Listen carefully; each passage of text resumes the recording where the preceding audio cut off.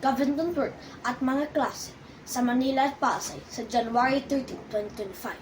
Sinuspende dahil sa INC event.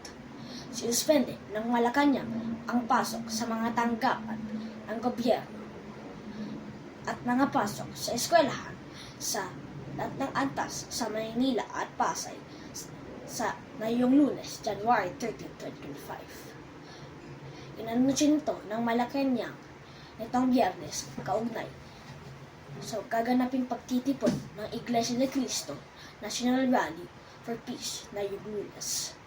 Nakasaad sa Memorandum Circular No. 76 na pirmado ni Executive Secretary Lucas Bersamin.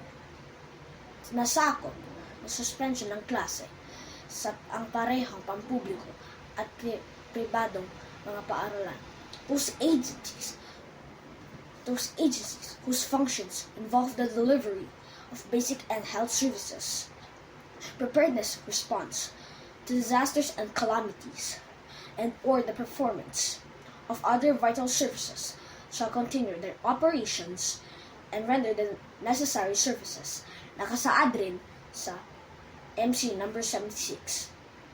Ididagdag dito na suspension of work in private companies and offices is left to discretion of their respective heads. Na una, na inanunsyo ng Metropolitan Manila Development Authority, MMDA, na sarado ang mga suporta sa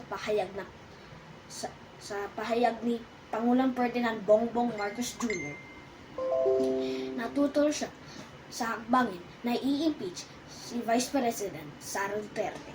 3 impeachment complaints ang inahain sa Kamara de Representantes laban kay Duterte. Ako si Adrian B. Abordo, nag-uulat.